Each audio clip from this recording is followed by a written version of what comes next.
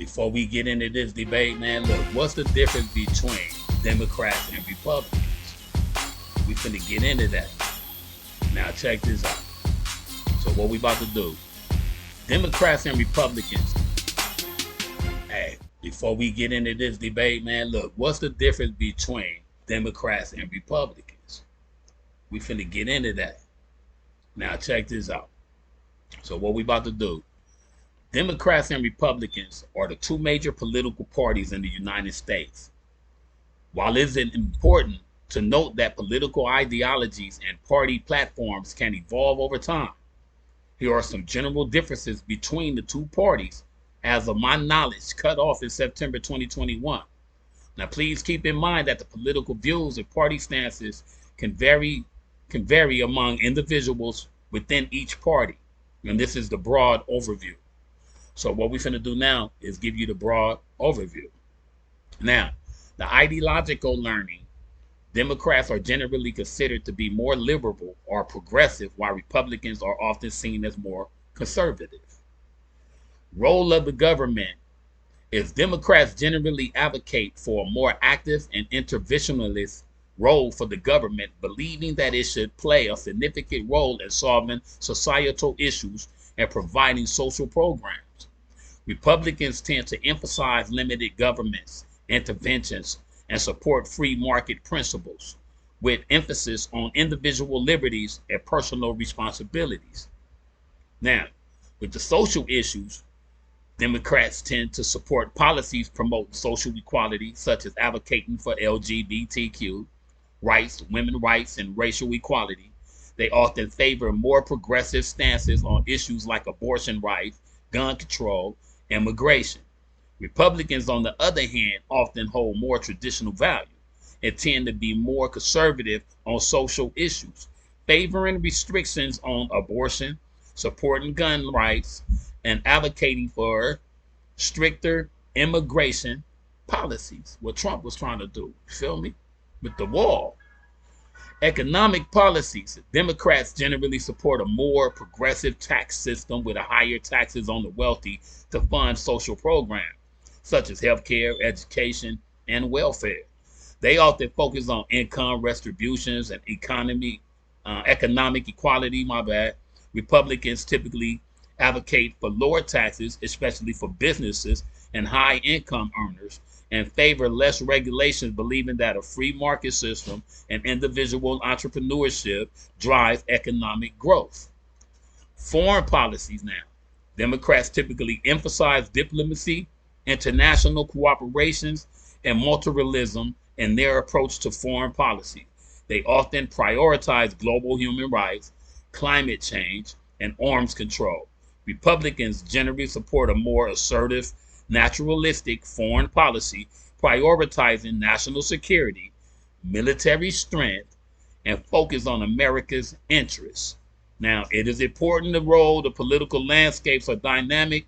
The specific policies, positions of each party can evolve over time, but based on various factors such as changing societal attitudes, emergent issues, and the influence of different party factions.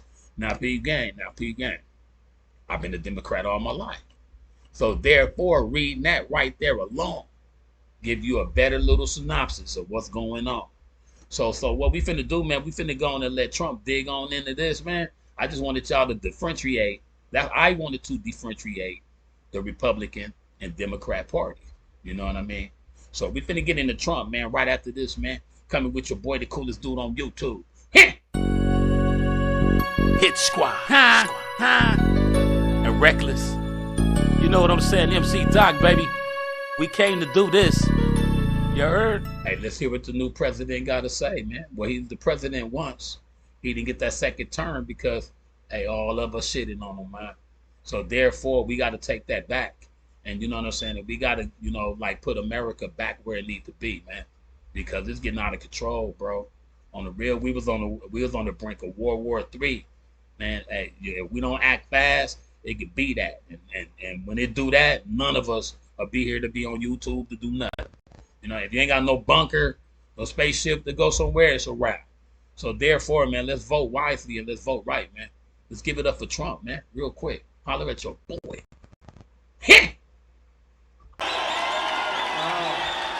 Thank you very much. Wow.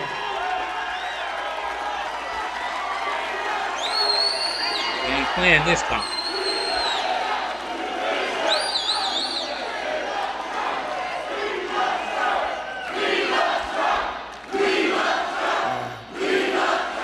We love you, and we love you. We all love you. And I especially love you. And it's great to be back in Council Bluffs, and it's great to be back in Iowa, the proud home of First in the Nation caucuses. And you know who kept you first in the nation, don't you? When they wanted to move you, I said, there's no way we're moving. So that was the end of that. That subject didn't last. That subject did not last very long. As president, I strongly protected Iowa's first in the nation status in the Republican Party. And with me in the White House, Iowa will be the first in, this is going to be the first in many, many years. We're going to do things that have never been seen before. Our country is going to hell, and we're going to take our country back. I want to thank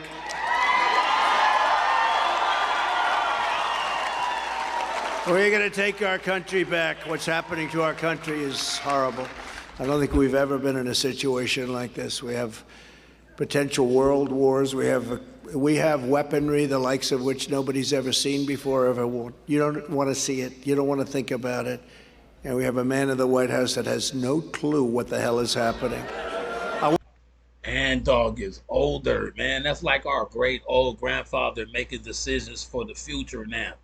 You about this all your time almost expired, bro.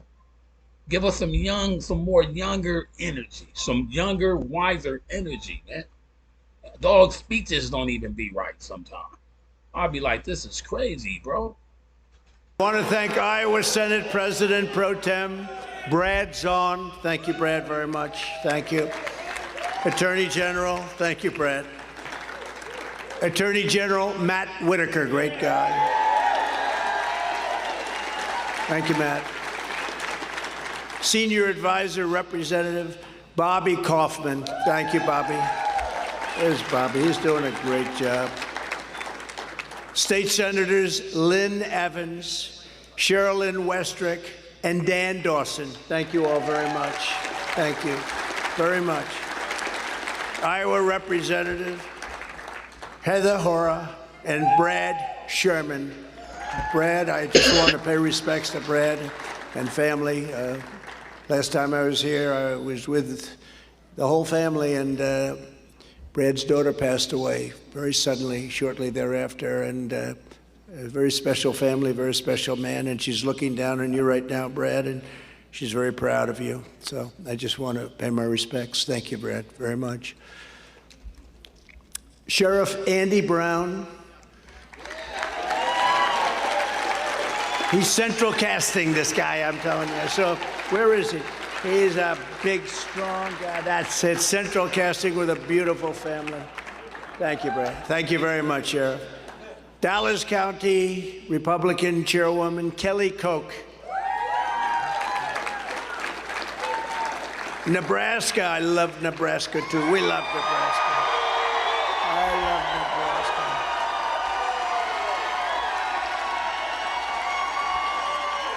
That's a big contingent.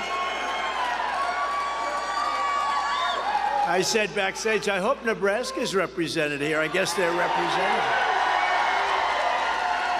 Great state. We won it twice. We won the primaries. We won the elections. It's just great. Well, we won it all. Thank you very much. Thank you, Nebraska. Nebraska National Committeewoman Franchon Blythe. Thank you. Thank you, Franchon. And Nebraska GOP Chair Eric Underwood. Good guy, good man. Thank you, Eric. Great job. Great job, Eric. For 7 years, all of us have been fighting side by side to rescue our country from sinister forces who hate it and want to destroy it. You've been watching along with me. We're all watching together, and most of us can't even we don't have any clue what the hell they're doing and why they're doing it. We don't even have a clue, but it doesn't matter. That's what they want to do. And now we are approaching the most important battle of our lives. This January, we're going to win the Iowa caucuses in a historic victory. And on Election Day 2024, we're going to win the state of Iowa and Nebraska. Now, a lot of them states that he, you know what I'm saying, that actively like really voting for him or whatever, like with us, some of them got a problem, but it ain't got nothing to do with the president. You know what I'm saying?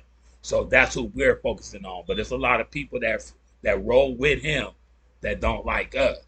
We just hoping he, you know what I mean, that he just not like that, man. So, you know, let's choose wisely, though. That's all I can say. Let's go, though. So far, I'm leaning towards you, dog. Don't mess that up, man. We're going to play a video, too, after this, man. Supporting Trump, man. It's time to support. Let's go. You know, I'm doing a Nebraska event, too, so we'll get you. But it's nice that so many of you are here. And we're going to evict a very crooked president, Joe Biden, from the White House. How'd it go, Joe? How'd it go, bro? You know, I took the name away from Hillary. I don't like using names twice. Crooked Hillary. Now I call her Beautiful Hillary because I wanted to use it for Joe Biden because it's so appropriate for Joe Biden. He's taken money from any country that wants to deal. And we're going to make America great again.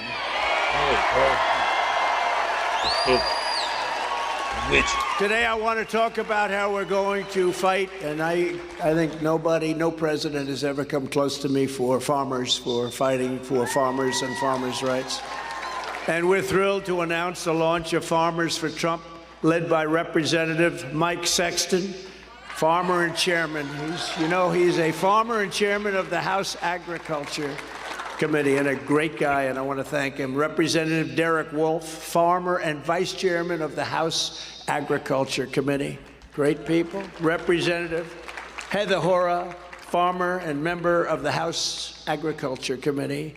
And the Honorable David Kerr, farmer and former Iowa representative, and Jeremy Davis, former senior official at the U.S. Department of Agriculture. These are incredible people, and they take care of their farmers, and they know your business almost as well as you know it. I also want to thank some great Iowans, and they've come here and they've joined us for our panel discussion earlier. It was great. Starlin Perdue, Justin Schultz with the Renewable Fuels Association, John Tarks, a fifth-generation farmer and seed dealer. Good money in seed, I guess, John? Good money. More important, good product. Because it better work or we're gonna have a lot of problems. I'm proud to be the most pro-farmer president that you've ever had. Hey, a farmer is the person that grow all our stuff that you like to eat. They in Idaho. I love Idaho potatoes. I'm telling you. I love potatoes, period. But I'm just saying, man, come on, man. Let's vote wisely, man. We got to get it in this time. In the White House. We did more for American agriculture than any administration in history by far, and that's been pretty much acknowledged. It's been nobody disputing it. Under my leadership, our Department of Agriculture cut 7 old regulations for every 1 new regulation, saving farmers and taxpayers hundreds of millions of dollars a year. We cut, as you know, regulations at a level that nobody's ever seen before. Cut more regulations, generally speaking, beyond the farms, cut more than any president in history by about 5 times. I repealed Barack Hussein Obama's, have you ever heard of him? Ridiculous Waters of the United States rule. You know what that is? That sounds so beautiful. Waters of the United States. And basically, they were taking your property away from you. That's what it was. I said, I'm going to get killed when I do that one. And I had people come to the White House. We had a news conference, and farmers and builders, developers, housing specialists. And these are grown men and women, in many cases women, and most of them were crying. They basically were taking away your property. It was terrible. It had a nice name, but it was a horrible thing that they did. And it was a truly outrageous federal power grab over every ditch and over every puddle on a private land. And this is, you'd have a little puddle, a little water on your land, and they'd call it a regulated lake. And you couldn't get anywhere near it. It was horrible what they were doing. To protect family farms, I eliminated the unfair estate tax or death tax so that if and when you want to give away your farm to your children, and it's your time and you're going up to heaven, but you want to take care of your children, you don't have estate tax to pay. That's nice. Now, I will tell you, if you don't like your child, then it's not going to help you too much. Who cares, right? Is there anybody that doesn't like their child? In which case, I just could save a few words. But most of you love your children, right? So, you know what was happening? You'd leave your farm to your children, and then the estate tax would be so great they'd have to go out to your local friendly banker who became unfriendly when you didn't pay the interest. And a lot of times they'd lose the farm. They worked hard, but they'd lose the farm. We ended that. And now you could leave your farm to those you love, and you don't have the estate tax. That's a tremendous savings, so thank you very much. And we gave a giant tax cut to family farms that operate as pass-through entities. You know what that is? Which produce more than 90% of agricultural products in the United States. Tremendous tax cut. I ended the disaster known as NAFTA, the worst trade deal ever made in the history of our country, and replaced it with the USMCA, that's Mexico, Canada, the best trade deal ever made, a gigantic victory for the American farmer. The USMCA pried open Canada's dairy, poultry, and egg markets for American producers. Now, you know what I'm saying, because I used to come here in Nebraska and other places, and they'd say, oh, it's so bad what Canada does to us, Canada sounds so lovely, but they really ripped off our farmers, and they really ripped off our country. The deal was so good, the deal that we just made, USMCA, that in fact right now Canada and Mexico are meeting at the White House because they want to renegotiate the deal with the Biden administration, and I say don't do it. You had to live with that horrible NAFTA deal. Now you have USMCA where you're making a lot of money, and they want to renegotiate it. So that's always a good sign when they want to renegotiate. The thing is, you don't want to renegotiate. I stood up to China like no administration has ever done before.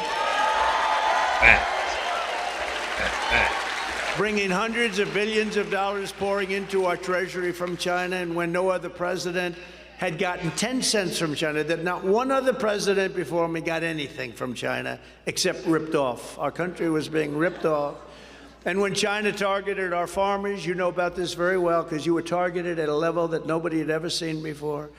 I gave those same farmers $28 billion straight out of the tariffs that I was taking from China. I went to our Secretary of Agriculture, Sonny Perdue. I said, Sonny, how much damage has China done to our farmers? I said, you got to come back with a number. He came back. He said, it's about $28 billion. I said, well, we're going to give the farmers $28 billion right out of the pockets of China. You haven't heard those things, because the fake news doesn't like talking about them. Look at all those. They don't like talking about them. In fact, when we were talking, the polls are fantastic of us in Nebraska and Iowa and the farm states. The polls are fantastic, but I said, I shouldn't have said it because it was a little bit aggressive, but a few months ago when we were talking about, do you think he'll win Iowa? I said, how the hell can he not? I gave the farmers $28 billion. How the hell do you lose? So I shouldn't have said that probably, but nobody objected because they, when they opened up their mail one day and they got these massive checks, I did everything. I actually wanted to sign those checks, but people said it wouldn't be appropriate, so I didn't sign them. But you know where they came from. They came from me. There was no other president that was going to be doing that. And we got... Come on, man. See, that's what I'm saying, man. He got to handle a gang of situations, a gang of affairs in this country, man. It's like to really be on point with everything. The tax cuts, the breaks, the this, the that, the farmers, the agriculture, the people who grow our food, the people who got to ship the food. They got to get well compensated for the jobs that they do. That's how we eat, turn up and eat shrimp. And there's people on them boats out there, man, shrimping, pulling them shits up. for people to go in the grocery stores to buy them shit. So somebody out there putting in some work. Hey man, we need somebody, a leader like that again, man. I ain't gonna even second guess it, man. It's a wrap. You know what I mean? Now unless he tell me straight up, Doc, or whatever. You know what I'm saying? Then I be like, oh, I fucked up again. Other than that, it's all solidified. Let's rock. Plenty more to do. I got Japan to slash or eliminate tariffs on over 90% of U.S. food and agricultural exports. You know, it was very unfair. France, what they did to the European Union, what they do to us, it's unbelievable. It's not as bad, quite as bad as some of the countries like China, but it's horrible. The European Union was terrible. I dealt with Japan with Abe. Do you know Abe? He was a great man. He was a great man. He was fairly recently assassinated, but we had a tremendous relationship. He was great. He's going to be missed, but we were able to redo the deal with Japan so that they take your farm product. They weren't taking it, and it was great. But the European Union agreed to nearly triple its beef imports and opened its markets to American soybeans and other things that you people grow so beautifully. And we opened it up, but it's a one-way street. We defend them, and we then get ripped off on trade. That was the story. Let's defend them, and let's also get ripped off on trade. But we were in the process of really stopping that, and stopping it in a very big way. I also won our farmers gigantic concessions from South Korea, Argentina, Brazil, Guatemala, Tunisia, Ecuador, Morocco, and many other countries, all of whom were ripping us off and ripping off our farmers and our manufacturers at levels never seen before. In total, I successfully negotiated and renegotiated more than 50 agreements to boost farm exports by billions and billions of dollars, supporting millions of American jobs and supporting our farm industry. And I like to say, and very strongly and proudly, that I fought for Iowa ethanol like no president in history, and ethanol, period, like no president. I issued a rule declaring that E15 would be made available all year round. Remember, it was 8 months. Remember that? And then they came to me and they said, I don't think you'll be able to do this, sir. I said, why not? It didn't make sense, 8 months. And we made it all year round. In addition, I dramatically increased the number of fueling stations where E15 could be sold across the country by letting them use existing pumps. We thought it was all done, and they came to me, sir, they're not allowed to use the existing pumps. They have to go buy all new pumps. That was millions and millions and millions of dollars. I said, what's the difference? Well, actually, the old pumps are better. Okay? I said, you mean you have to replace them with new pumps? And I said, you don't have to replace them with new pumps any longer. It was a big thing. As a candidate, I made big promises to Iowa, to Nebraska, and as your president, I kept every single one of those promises and actually did much more than I said we were going to do. Much more.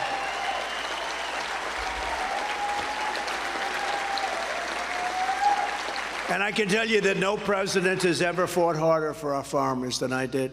By contrast, Ron DeSanctimonious, have you ever heard of him? He was losing badly. I endorsed him, and he ended up winning. He was losing. He was so low. He was lower than anybody. I said, Ron, let me tell you, if George Washington came back from the dead and he had the support of Abraham Lincoln, you can't get elected. He said, sir, if you endorse me, sir, I'm telling you I can win. And, he fought a little bit along with 200 other people, frankly, but he fought a little bit for when they did impeachment hoax #1 and impeachment hoax #2, total hoaxes. And so I figured, what the heck? The one that was winning, Adam Putnam, was the head of agriculture in Florida, and he had it made. He was leading by so much. He was already measuring the carpets in his beautiful new office that he was planning to move to, but Ron was losing badly. And I said, all right, let's give it a shot, Ron. I don't know if you can make this. This is a big one. He was so far behind, because you know why? Because he was a lousy candidate. And I endorsed him, and he became like a rocket ship. And he ended up getting the nomination. Then I held a few rallies for him, because he was not going to beat the man that he was running against, who at the time was said to be the hottest guy in the Democrat Party. And Ron said, no, I won't be able to beat him. Oh, you'll beat him. And I did 3 rallies where we had massive crowds. I wish we had a rally today. By the way, there are thousands of people outside, can't get in. Great job. But this was really a gathering of farmers, largely farmers. So we wanted to do this a little bit differently. But we have thousands of people, and we're going to come back. We're going to do some really big rallies over the next month and a half. So here and in Nebraska. Stay tuned, y'all. But so he ended up winning, and then they said to him, they shouted, anyone, look, some people I help, some people I get in. This guy I got in. He was dead. He was dead as a doornail. And I like loyalty, you know, a little loyalty.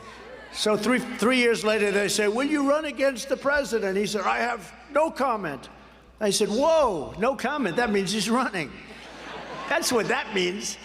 And since then, he became Ron DeSanctimonious to me. And he would be a total disaster. First of all, he's got no personality. You probably found that out because his polls are crashing.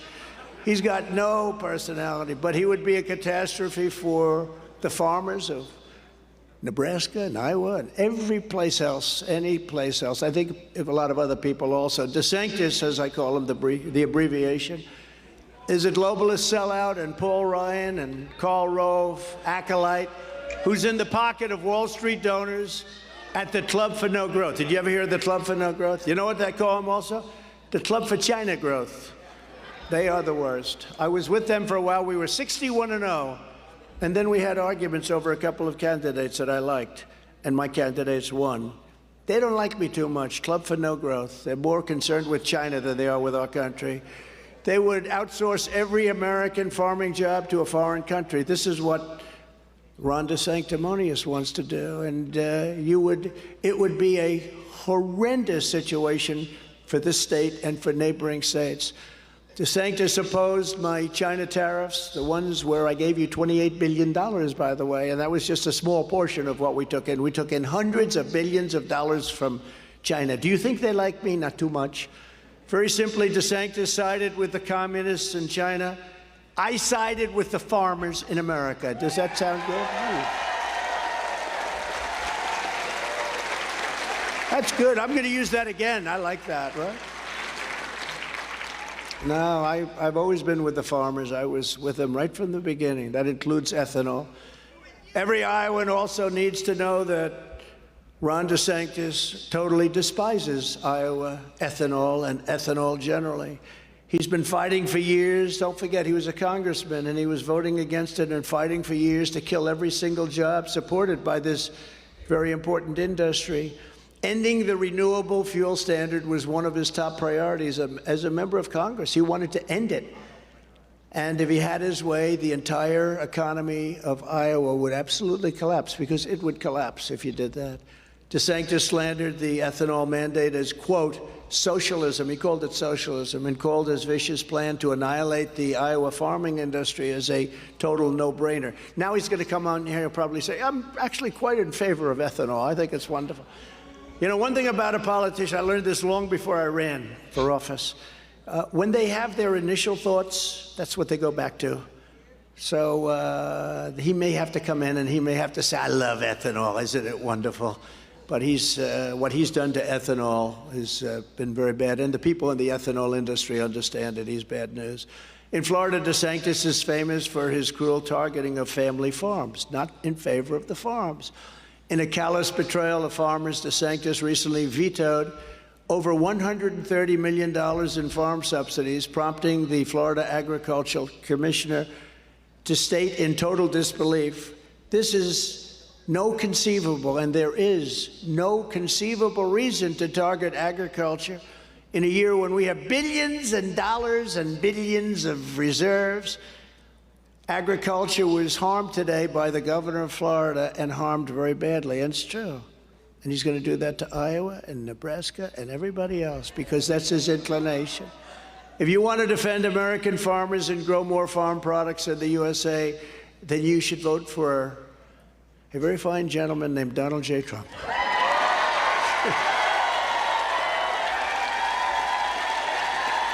Thank you. Hey, that's very important, man. You know what I'm saying? So, a president, they got to focus on farmers getting they due. All the, you know what I'm saying? The doctors getting they due. Everything that keeping life sustained, the real good, man. That's what they push it for to make better. You know what I mean? Real talk. That's why I don't understand like how our race can have all the money that they got, but they ain't investing in no grocery stores. You know what I'm saying? No farmland. That type of stuff. Everybody gotta have the most cars. You know what I'm saying? The most jewelry. You know what I'm saying? Ain't nobody focusing on the stuff that you really need, man.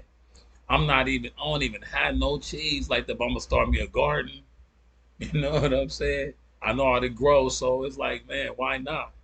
But I'm saying they doing it on a super big scale. But I'm saying for your convenience, your shit, and know what to do, and know how to grow your own fruits and this and that and all that. You know what I mean? You get a big enough land or whatever, buy you a chicken, buy you a cow, breed them, know what to do. And, man, you can make it happen, man. You know what I'm saying? But everybody out there trying to buy all the cars and houses, that when Earth do what it do, it's a wrap. You know what I'm saying? So, but, let's go, man. Donald Trump talking. Let's go. Thank you very much. People think. Thank you very much. Real quick. That's like a person straight up, though. You fix your car up, you paint your car up, you put rims on it, you put sounds and all that shit in it. You make it tight as shit. But the engine fucked up. Thank you very much. By the way, when we're finished, we'll take a few questions, okay? And I'll tell you that now so that this way you can think of some really vicious questions to ask me. If you wait till the end, nobody's ready for it. You just say, any questions, and you leave. But we'll take a few questions. With your support, we will put farmers first. We will put Iowa first. And above all, we will put America first. Under Joe Biden, it has been a nonstop war on American agriculture. You know that better than anybody. Just weeks ago, the Biden EPA slashed ethanol blending levels by hundreds of millions of gallons. Did you know that? Yes. He's trying to raise taxes on farms, reinstate the death penalty, the death tax. He wants to reinstate the death tax, the one I just told you about when you want to leave your farm to your incredible families, and he wants to reinstate that tax in its entirety. And fertilizer prices are now almost 300% higher than they were just a short time ago. People can't get it. They can't get it. On top of it all, with the insane Green New Deal, Joe Biden is trying to totally kill Iowa ethanol and replace it with expensive electric cars. This is what the people want, electric cars. Everybody wants to drive for an hour and then run out of energy. I'll tell you the only good thing about it, and look, I think it's great. If you want to buy an electric car, good. But if you want to buy a car that happens to be run for something that we have more of than anybody in the world, liquid gold underneath, it's gasoline. If you'd like to, drive for 7 hours without having to stop for 9 hours, go forever practically. But you have to be able to have a choice. If you want an electric car, yeah, you should have an electric car. We're all for it. But if you want another type of car, if you want hybrids, you got to be able to buy this. They want to go all electric. In California, they don't call them brownouts anymore. They call them blackouts. The whole state doesn't have any electricity, and now they want to go to all electric cars. These people are insane. They're trying to destroy our country. That, man, I've been saying that shit, man. I'm like, why are y'all trying to do that? If the electrical grid get hit, can't nobody make moves. Electrical cars? Come on, bro. That don't make sense. Because the gas and stuff is messing it up. Nigga, y'all messing it up. That's real talk. That's why I'm saying we got to get the understanding of this, man. I'm getting the understanding. I've been looking at the disaster. We living in it. You know what I'm saying? That's crazy, but P game, man. Let's finish it off, man. That's speaking real facts right there. All electrical cars, no more cars with gas. So no more gas stations, no more this and that for them to try to conserve or preserve whatever they're trying to do. every car is electrical now. Everybody got one. You know what I'm saying? And then all the electricity go up. Bam. You know what I'm saying? Everybody just mobilized, stopped. You know what I'm saying? Your mobility, your mobilization, your being able to be mobile and move, you won't be able to do it, man. Come on, man. I'm gonna let Trump, man. Come on, man. Listen.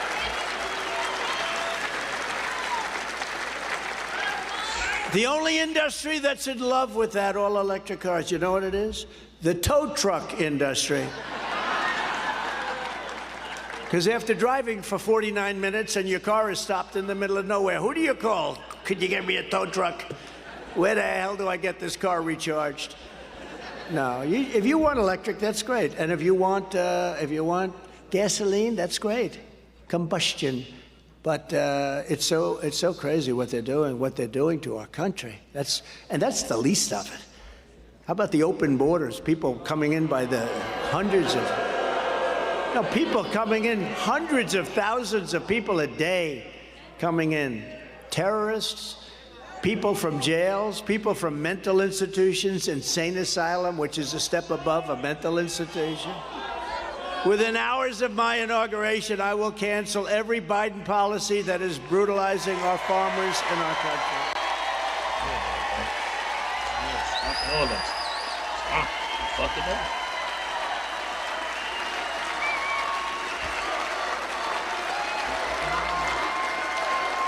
That's my friend. I will end the Biden assault on ethanol. I will end and stop Biden's inflation nightmare. This is an inflation nightmare. And when you think about it, what did he do? What did he do? He has energy going through the roof. Energy is all-encompassing. It's big. And you couldn't get it.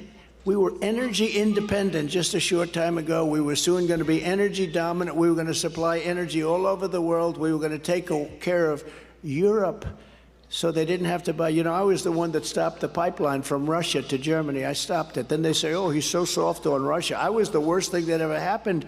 Putin would even say to me, he said, they always say you're soft.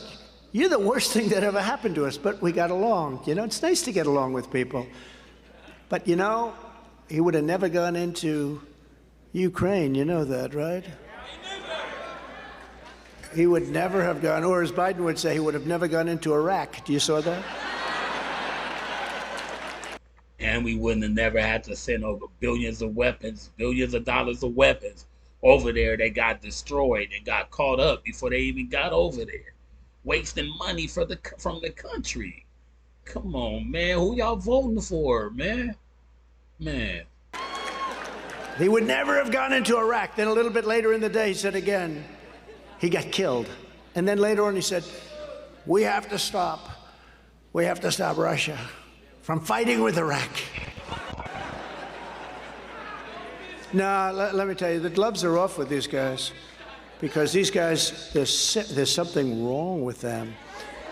We will bring down interest rates and appoint a special team to attack the high price of fertilizer and other farm products, which is happening again because of energy. Drill, baby, drill. That's what we're going to do. We're going to drill, baby, drill. Drill, baby, drill. We have more than any other liquid gold. We have more than any other country in the world. Nobody has even close. We have more than Saudi Arabia, more than Russia.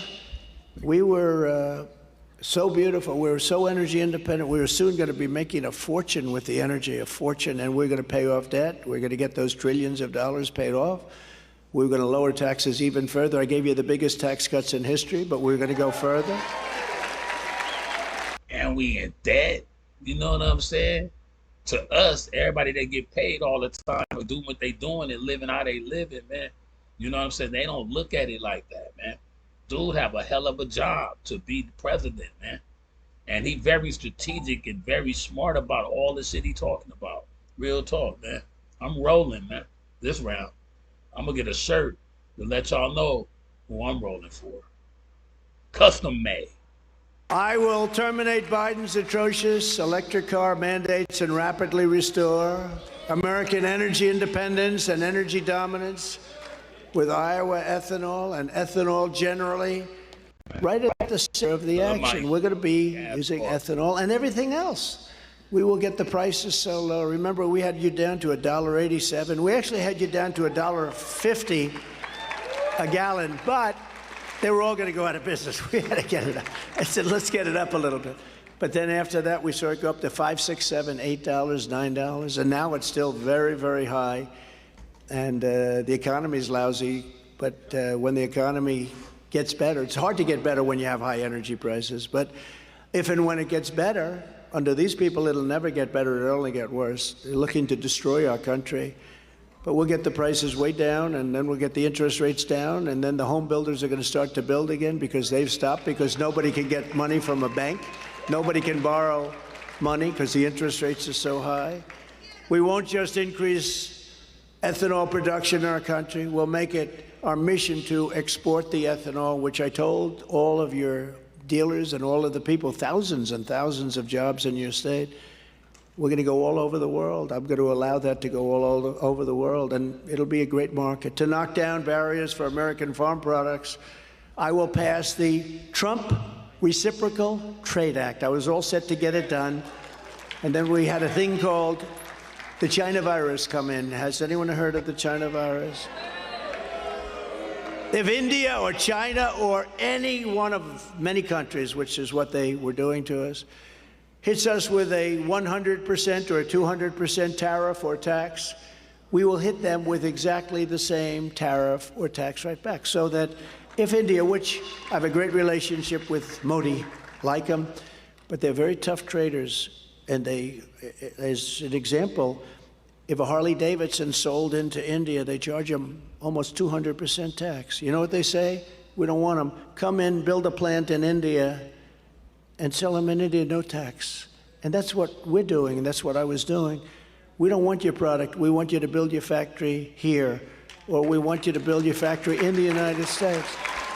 It's so basic.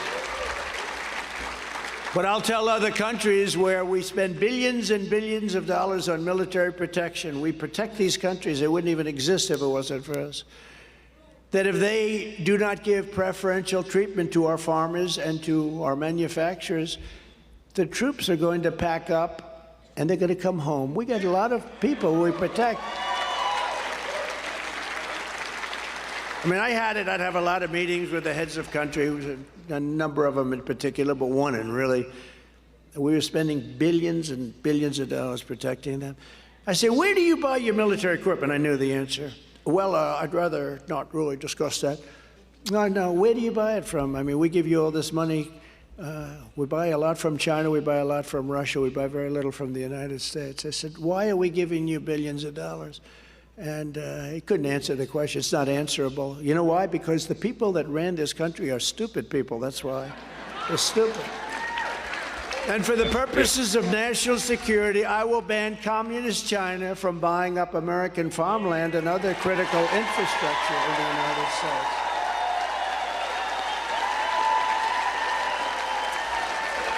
Have to do it.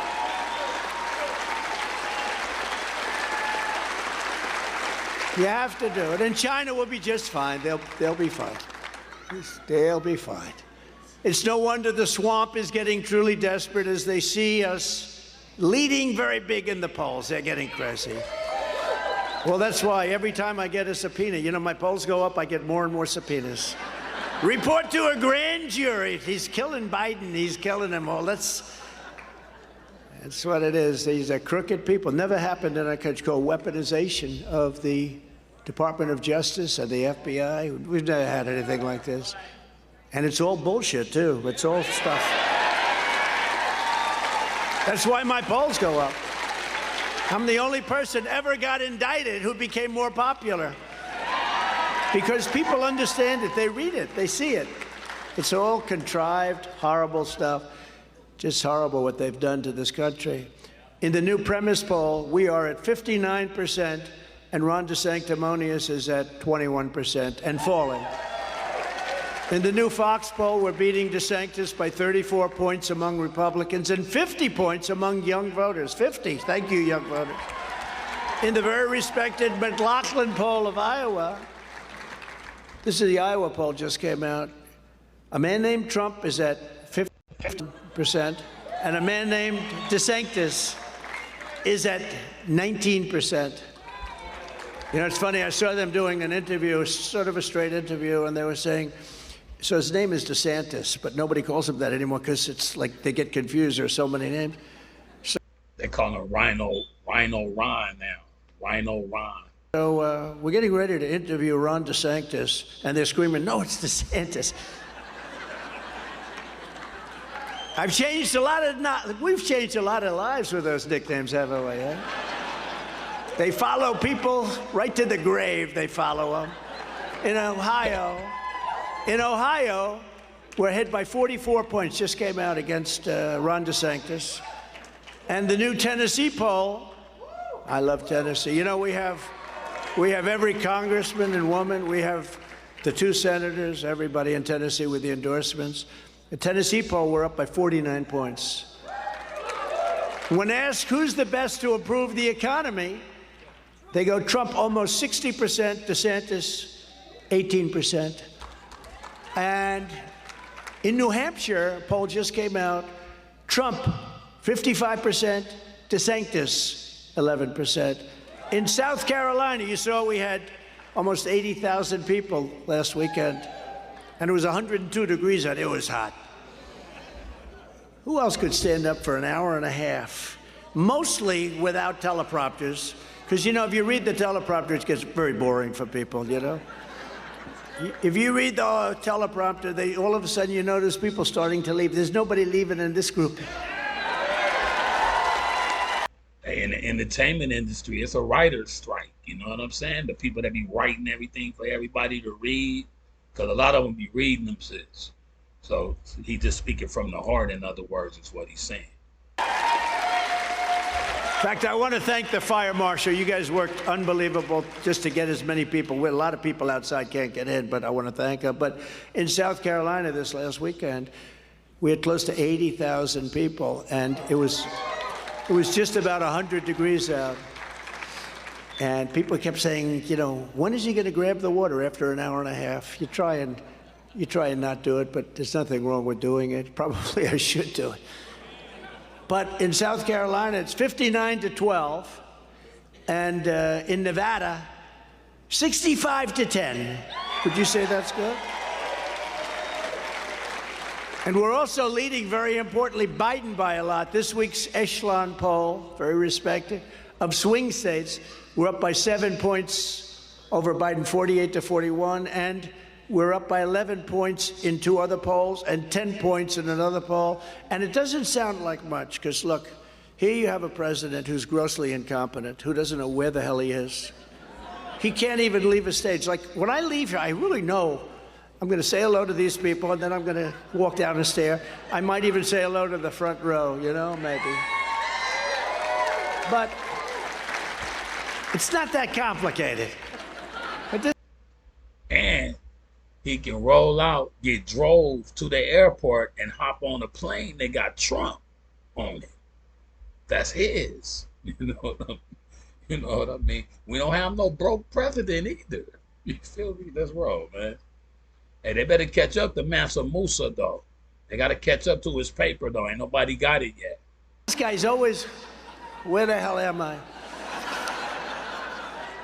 And you know, I will tell you, the people that he's dealing with, President Xi of China, Kim Jong-un, North Korea, if you look at France, Macron, these are all people at the top of their game.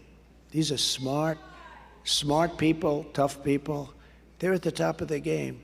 We have a man who doesn't have a clue, and he's in charge of potential nuclear war, which will annihilate the whole planet.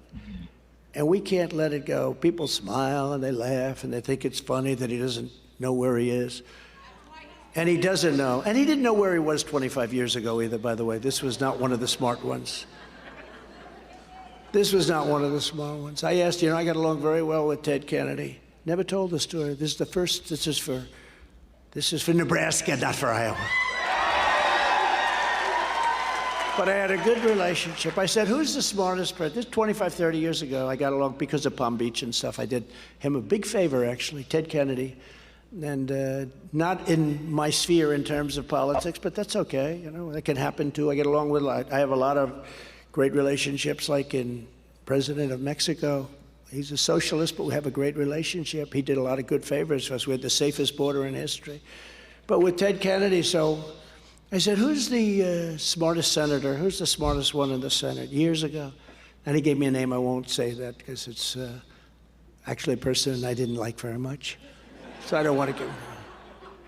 I said, who's the dumbest in the Senate? He goes, let's see, probably Joe. I said, Joe who? Joe Biden. He's the dumbest in the Senate. Now, that was by Ted Kennedy. Now, they'll go crazy. They'll say, oh, that's terrible. But he said this, and this was prime time. This wasn't now. And by the way, he's not old. He's off. There's a difference, because I know people that are 90 years old that are sharp as a tack. Right. In fact, some of them are smarter than they were 20 years before. Right. It's not age. It's there's something wrong. But he was never, and if you look at his foreign policy decisions, they were horrible over years, and his own people were saying that. He doesn't make right decisions. But now he's incapable of, in my opinion, he's incapable of running. And I hate to say it because, you know, I'm not sure that he's going to be able to make it to the gate. But I guess I'd rather have him than somebody that actually is intelligent, right? So I hurt myself when I tell you these stories, in a way. Although I wouldn't mind running against Kamala. I wouldn't mind it. But these incredible poll numbers are the primary reason that crooked Joe Biden has weaponized law enforcement and ordered his top political opponent, me, right in the middle of the election, because we're right now in the middle of a big deal, ordered me arrested right here, right at this time. It never happened before. He's doing well. We have to arrest him. These people are sick. And this is a continuation of the greatest witch hunt of all times, which was when we came down the escalator, the beautiful golden escalator, and it's all about a thing called election interference. This is a new way of cheating, not really new over the centuries, you know, things like this have happened, but they've never happened in our country to the extent they have. They rigged the presidential election of 2020, and we're not going to allow them to rig the presidential election of 2024.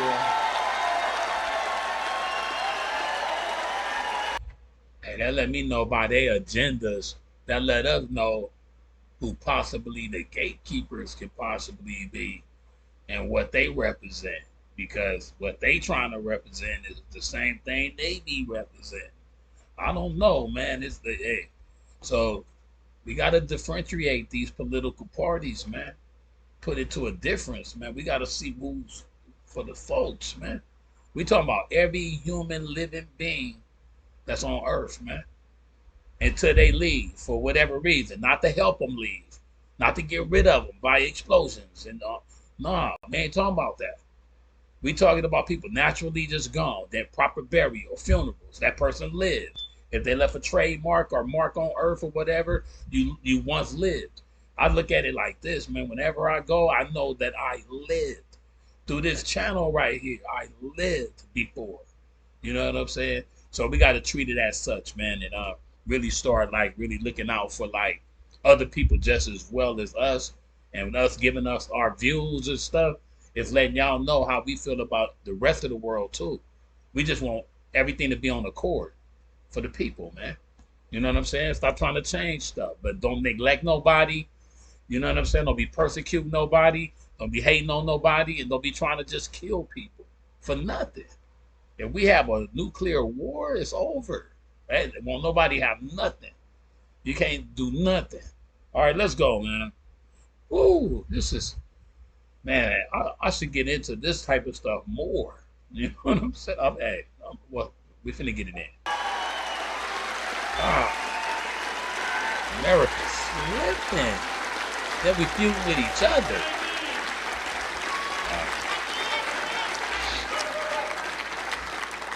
And then on top of everything else, a highly respected federal judge, you just read it, issued a ruling this week that details substantial evidence of government involvement in social media censorship, where the FBI, the DOJ, would tell the people heading up social media what to do.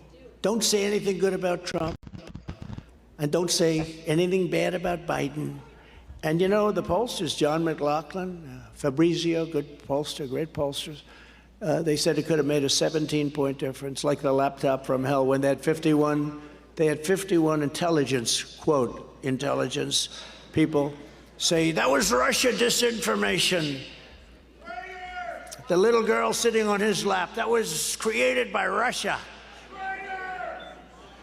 It's a terrible thing. It's right. It's really right what he's saying back there. It's right. They are traitors. They're traitors. They're traitors to our country. Traitors to our country. It's further proof that in addition to everything else, the 2020 election was rigged, and because of that, our country is going to hell. We had the strongest borders in history. We were doing great. We had no inflation. Everything was going beautifully. Never forget, our enemies want to stop us because we are the only ones that can stop them. We can stop them. We are stopping them. If the corrupt persecutions of our people succeed, they will complete their takeover of this country and destroy your way of life forever. And there's probably no coming back. There's probably no coming back. This is the most we've ever had, 2024. They want to take away my freedom because I will never let them take away your freedom.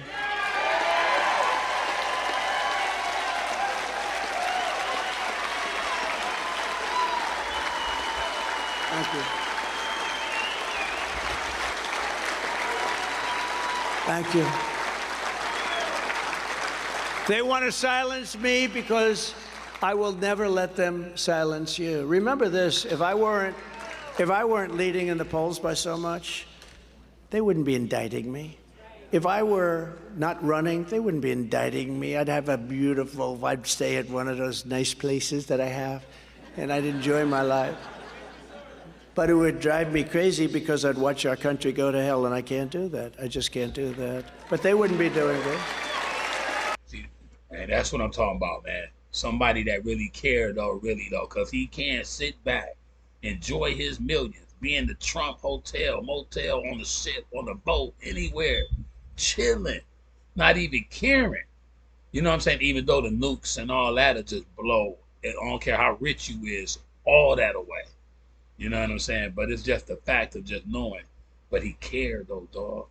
And we got to look at it like that and cater to it like that, man. I look at it like, please, y'all. Hey, this is my little plea for a better vote. Dog talking the shit that we need to hear, my G's. That sounds like my uncle or somebody, nigga, that's running this city and like, no, we ain't, you know what I'm saying? Man, come on, man. That's my uncle from another uncle. You know what I'm saying? And then they have the disinformation campaign. Oh, no, the one we want to run. Every poll is showing we're killing Biden, right? We want to run against Trump. It's disinformation. Sure. Misinformation, and there is a slight difference, not enough to talk about. Misinformation campaign, disinformation campaign. That's just a thing they're good at.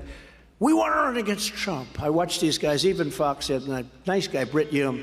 Well, you know, the Democrats say that they want to run against Trump. Well, that's very demeaning to me because, you know, they're not supposed to be. But they don't mean that. That's why they're looking at me every prosecutor. If I fly over a Democrat state, a blue state, I get a notice, we want you to report to a grand jury. We got to keep this. If they wanted to run against me, they wouldn't have me under federal indictment.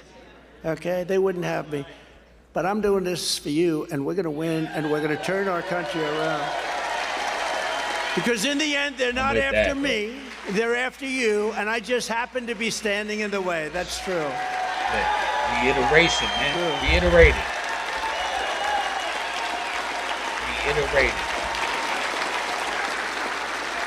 And I promise you this. If you put me back in the White House and Iowa and Nebraska, you're very important states. Their reign will be over and America will be a free nation once again. We're not a free nation. We don't have free press. We have a crooked press. We have a corrupt media. No, think of it. They have absolute proof that Biden's being paid off by China, Ukraine, and many other countries. And the press doesn't write about it. That would have been 10 years ago. That would have been the biggest story in history. It's 100 times bigger than Watergate. That would have been the biggest, and they don't even put it on the news. They don't. You look, if there's anything, you know, they feel guilty because they have the biggest story in history, and they are cowards. They're corrupt. Or maybe they're afraid. I don't know. But if you see something, it's always way in the back, a little tight. This way they say, well, no, we discuss.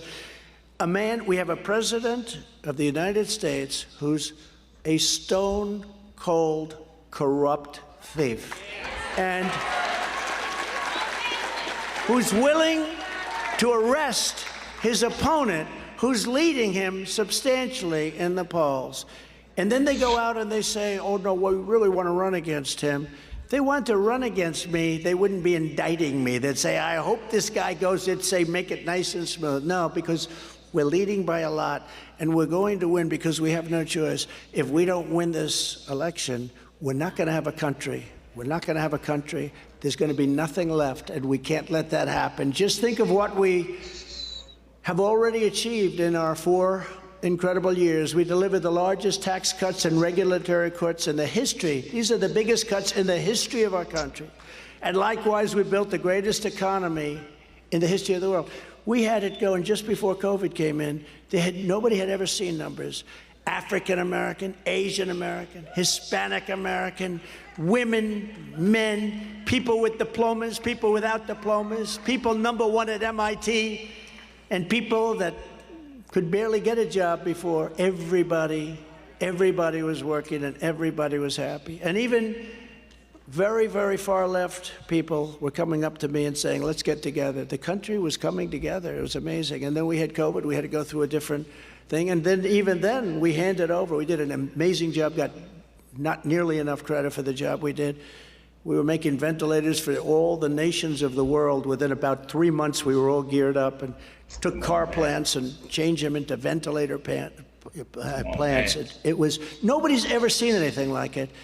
And we gave you a stock market that was higher than just before COVID came in. I mean, think of it. And then it's a series of horrible mistakes. They closed down our energy industry, essentially. They want wind. They want wind. Everything's fine. They want wind. They want all sorts of things. They want the Green New Deal. You know who came up with the Green New Deal? A poor student who has a good line of bullshit, who came up and said, she said, the Green New Deal. Nobody knew what the hell she was talking about. It's mostly fake stuff. And we're spending trillions and trillions of dollars of ruining our country. The oceans will rise over the next 3 years by 1/8 of an inch. But they're not worried about a country that's 600 miles away that's loaded up with nuclear weapons. That's not a risk. But the ocean's rising over the next 300 years. That's a risk. Creates more beachfront property, actually. That's the way you have to view it. And New York is sinking. You know what I'm saying? New York is sinking. So y'all can investigate it, check it out or whatever. No cap. So it's like, man, we got to take this serious, man. Nukes, all that. It's a wrap. Bunkers, spaceships. It's a wrap. It's like, wow, bro. Because some can make it, some can't. It's a wrap. We got to vote. Woo. If y'all gonna get this message, come on, bro. So we have people that are just, what they're doing is so horrible. What's so horrible? And I'm a big environmentalist. I am truly an environmentalist. I want clean air. I want clean water. I want great fuel standards. I want great everything. But they're destroying our country. And if you look at China, they're building coal plants all over China. While we look at hoping the wind blows, okay? Hoping it blows. Darling, darling, I'd like to watch our president on television tonight. I'm sorry, we have no energy. The wind isn't blowing. We created the most secure border in U.S. history, built nearly 500 miles of border wall, got Mexico to give us 28,000 soldiers free of charge. Thank you. And then we negotiated remain in Mexico with Mexico. You think that was easy? Mr. President, we want to have everybody remain in Mexico. You think he said, oh, that would be lovely? No. Because these are rough people that were coming into our country and are coming in at numbers that nobody will believe. I believe the real number by the end of the year could be 15 million people. You don't hear that number. That's bigger than New York State. Ended the ridiculous catch and release program. That's where you catch somebody and release them into our country and tell them to come back in 4 years for a trial. Nobody ever comes back. And deported illegal alien gang members. We deported by the tens of thousands, MS-13 and gang members into their country. And you know, their countries wouldn't take them before I came in. And you might have heard it. The country would say, because when I said, get these people out of our country, they said, we can't do that because their countries won't take them back. Guatemala, El Salvador, Mexico to an extent, other countries, many other countries, they wouldn't take them back. You know, why should they? They dump them in here and they don't want to take them back. So with the 4 countries, our neighbors, I said, how much money do we pay them a year? $700 million, sir. I say, call them and tell them they are no longer getting $700 million. They wouldn't take them back. In other words, would fly a plane load full of gang members. How would you like to be the pilot of that particular plane? That wouldn't be a lot of fun. You know, you're flying, you're looking back, because these are seriously bad people, these people. These are not good people. But they wouldn't take the planes. They would put planes on the runway so we couldn't land. They wouldn't let the buses in. They wouldn't let the boats in, which send them by the water, Pacific. Would send them by water. Would send them through the Gulf. They wouldn't take the boats. They'd turn them away. So I say, well, that's terrible. But they're the ones that sent them here. They wanted them to come. They put them in these caravans. I think I came up with that name, where thousands of people would come in, and you had many, many people that were gang members and prisoners, people in mental institutions, as I said. So I said, inform the countries that we're not paying anymore, as of effective immediately. And they would say, no, we have no. One of the generals said, sir, they will not take them. I said, why? Well, they just won't, sir. They don't want them back. I said, but I want them to go back. So I said, inform them, $700 million, which is peanuts compared to what we give to other countries that rip us off, actually worse. So I said, here's the story. If they should call, let me know when. So this was in an afternoon. The following morning, I think it was a Friday morning, I get a call from all 3 countries in particular, from all 3 countries, almost at the same time, but separate calls. Mr. President, I understand you're upset with us. Please, we don't want to do that. I said, well, you're not taking back the people that you happen to send into our country. They're terrorists. They're bad people. You can handle them better than we can. You have to take them back.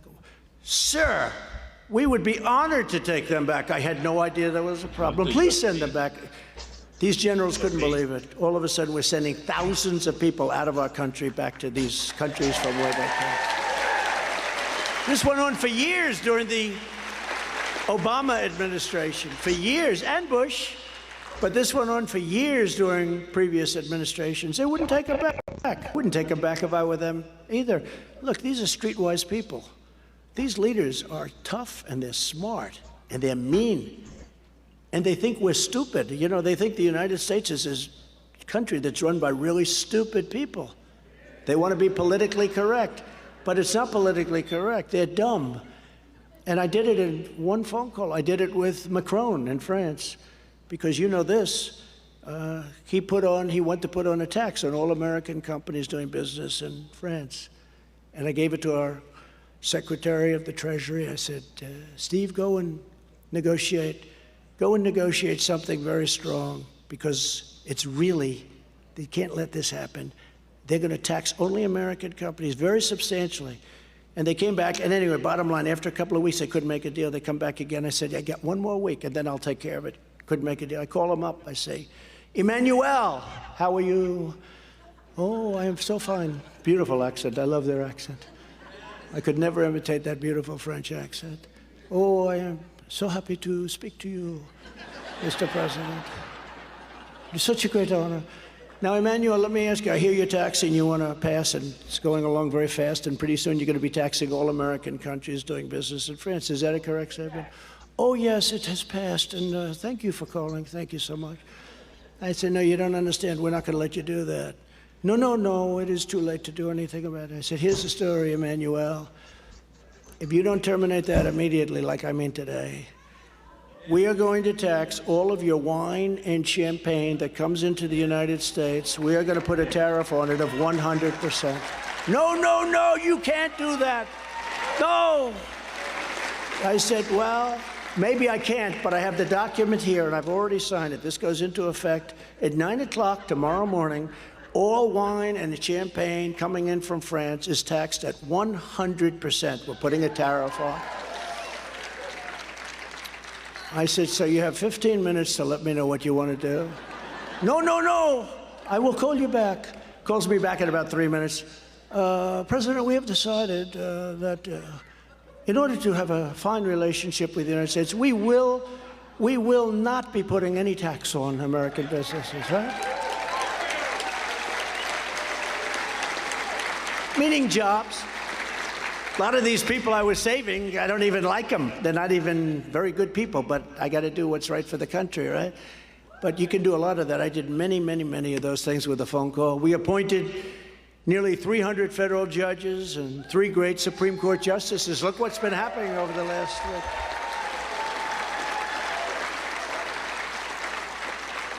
They rule great on policy, but they always rule badly on me. Give your tax returns. Nobody had to give tax. Give your tax return. By the way, did you see I gave it? And everyone said, oh, that's that. That was the end of that.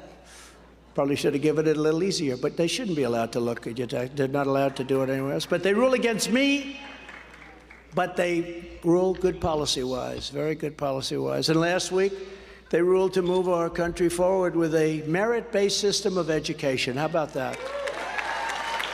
If you work hard and you get great marks, get great boards, you get great everything, you get into a college, and somebody that had much lesser achievement doesn't get into that college, perhaps. Maybe they have to work harder or whatever.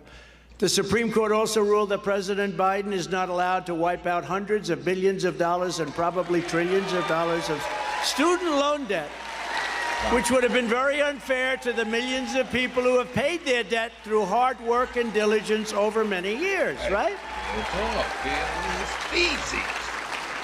They also gave a very big victory, as you know, to religious liberty. It was a tremendous win for religious liberty. The people were very impressed with it. Not to mention the fact, this is 51 years, that they ruled against Roe v. Wade, giving pro-lifers a tremendous power to negotiate. And moving this issue back to the states, where for many decades, legal scholars and many others always felt it should be. But remember, that issue has to be spoken about properly, because Republicans, many of them don't speak about it properly. The Democrats are the radicals, because the Democrats are willing to kill a baby after 5 months, 6 months, 7 months, 8 months, 9 months, and even after birth. They're the radicals. Like President Ronald Reagan, I support the 3 exceptions for rape, incest, and the life of the mother. Other people don't. I do. But now people that believe in life will be able to stop the radical left Democrats from killing babies, and they'll be able to... Yeah, that's crazy. They have power. For the first time, pro-lifers have power to negotiate something that will be very good. You now have power. You had no power at all. They did whatever they wanted to do. And they are the radical ones, not the pro-lifers. They're not. And it has to be spoken about properly. But what you have now is an ability to negotiate something before you had no ability whatsoever. Remember the governor of Virginia, former governor, where he said the baby is born. And after the baby is born, you sit down with the mother and you make a determination as to whether or not you will terminate that baby's life. This is a baby that's born. This is not in the 9th month. This is a baby that's born. And now you have a tremendous power to negotiate. But the Republicans don't know how to talk about the issue. They don't know how to talk. I think they're afraid to talk about it, and they don't know how to talk about it. This was a great victory for life. This was a great victory for humanity. But it's really a great victory to get something done. You now have tremendous power to negotiate something.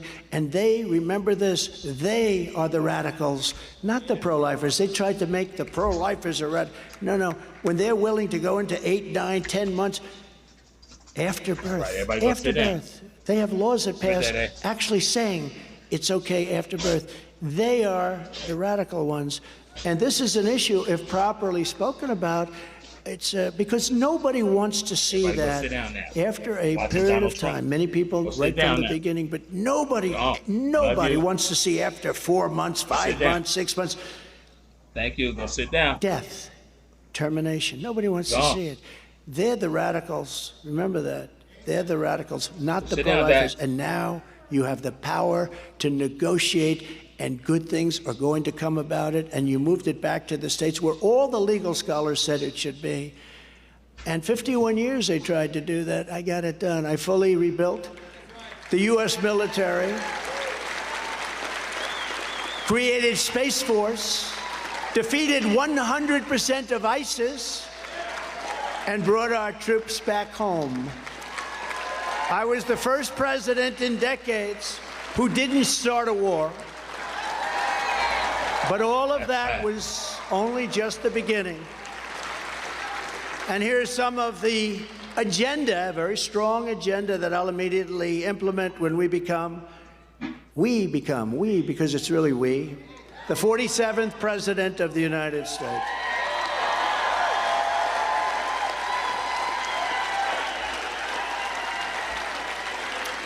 I will totally obliterate the deep state. We will get rid of it. We were doing a good job. We will get rid of it. Before I even arrive at the Oval Office, shortly after I win the presidency, I will have the horrible war between Russia and Ukraine settled.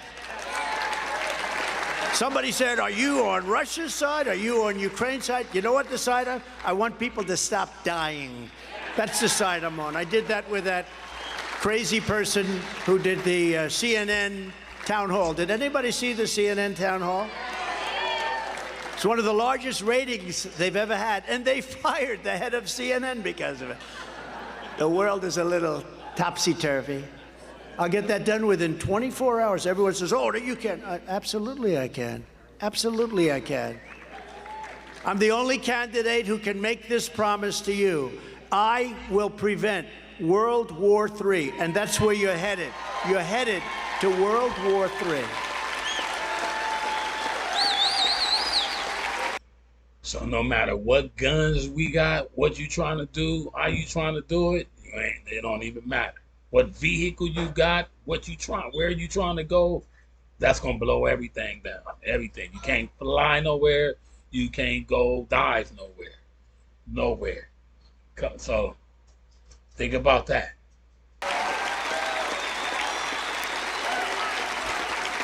And unlike Ron DeSanctimonious, who voted to gut Medicare and gut Social Security, he voted 3 times, and they think it was 6 times, to gut Social Security. Think of that.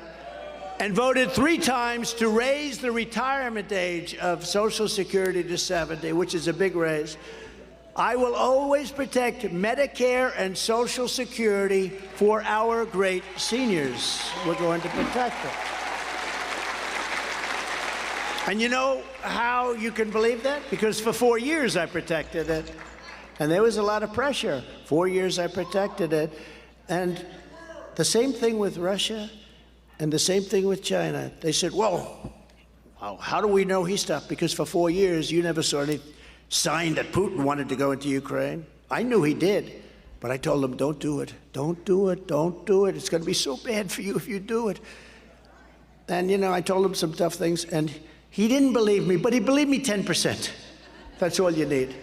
Same thing with President Xi of China. Don't go into Taiwan. Don't do it. Don't go into Taiwan. It'll be horrible if you do it. Horrible for China if you do it. And he believed me enough, like 3%. That's all he needed. But now, as soon as I'm out, there's bad things happening in Taiwan, and the Russia-Ukraine situation could not have been worse. Hundreds of thousands, I believe millions of people, I think the numbers are far greater than they're reporting. Yeah. Millions of people are dead. Cities are obliterated. Cities that were beautiful cities with beautiful 1,000-year-old buildings that you can never replace. They infiltrated and obliterated. I got a verse that say that. Watch how I infiltrate and obliterate. You know what I'm saying? On the real, man, they infiltrated and obliterated. They raped the kids. They robbed their grocery stores. You know what I'm saying? Left everything over there bad, man. That's sad, man. Gold domes. These beautiful cities are obliterated. And then they'll say 2 people were hurt and 3 people were killed. No. Hundreds and even thousands of people were killed in those attacks. It's a horrible thing. I'll get it done within 24 hours. To stop the Marxist prosecutors who release rapists and murderers while persecuting conservatives, Republicans, I will direct a completely overhauled DOJ to investigate every radical DA and AG in America for their illegal racist in reverse enforcement of the law. I will do that.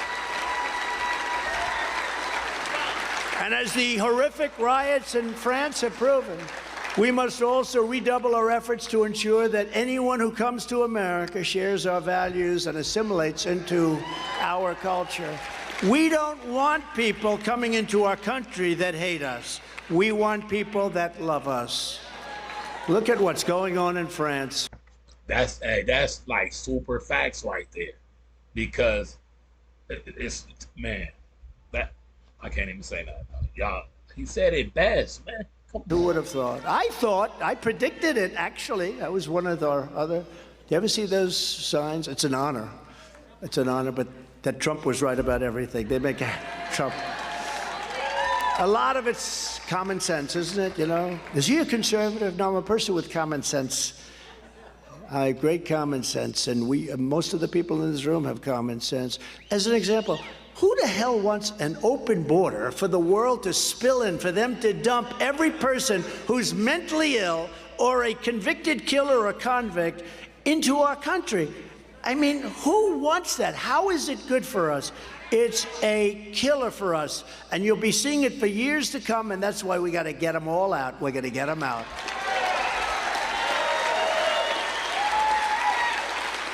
Common sense. Necessary. Under the Trump administration, we imposed extreme vetting and put on a powerful travel ban to keep radical Islamic terrorists and jihadists out of our country. Well, how did that work out? We had no problem, right? They knew they couldn't come here if they had that moniker. They couldn't come here. When I return to office, the travel ban is coming back even bigger than before and much stronger than before. We don't want people blowing up our shopping centers. We don't want people blowing up our cities, and we don't want people stealing our farms, so it's not going to happen. The United States will not be condemned to the same fate as is happening in France. And I told Macron this was going to happen when I first met him. I will also order our government to deny entry to all communists and Marxists. Look, we have Marxists, fascists, communists. They're pouring into our country. We are going to deny them access to our country. Now, the one problem is, what about all the ones we already have that happen to be politicians, okay? Nancy Pelosi, Schumer, Schiff. How about Schiff? Shifty Schiff. Liar. What a liar. He created the Russia hoax. And then, let me tell you a bad person. So he knew it was a phony charge. It was created by crooked Hillary Clinton, who's now beautiful Hillary. It was created by beautiful Hillary Clinton and by the Democrats, DNC, and Schiff was right at the forefront. So he knew it was phony, and yet he left a room that he shouldn't have left, where they had a very confidential, closed meeting, goes out to the press. Now, he knows this is a phony deal.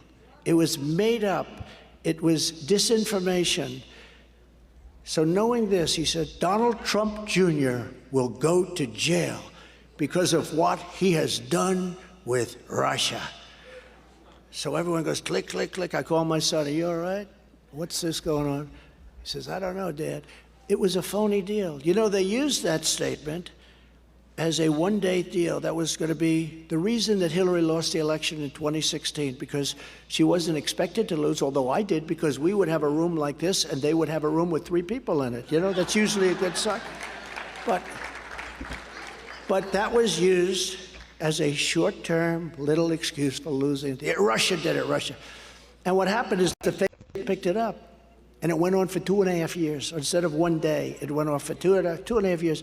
But how about that? They say that my son is going to jail, and they know it's a phony. They know it didn't exist. And if you look at Durham, and if you look at, frankly, the IG, Horowitz, who did an incredible report, and he was appointed by President Obama. But if you take a look at their reports, they are lethal. They are so, and somebody said Durham could have been tougher. He didn't have to be tougher. He explained the whole thing was a hoax. And he explained that all these people are guilty as hell. And they did this to our country. But remember this, you had people going out there accusing other people for they should go to jail for this. And they knew that it was a phony story. It's a terrible thing. We have some terrible people. So when I say the Marxists from coming in, what about the ones we already have? I will immediately sign a new executive order to cut federal funding for any school pushing critical race theory, transgender insanity, and other inappropriate racial, sexual, or political content upon our children.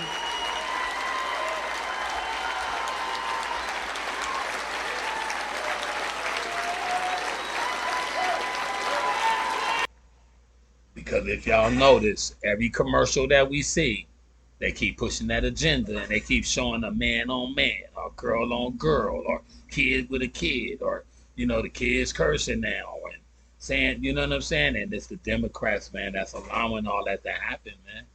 So it's like, as you sit and analyze and really, really starting to know, that's crazy that they push those agendas and that's who you voted for.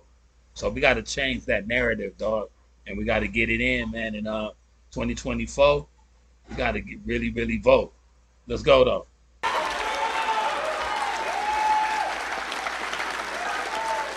Well, thank you very much. I will keep men out of women's sports.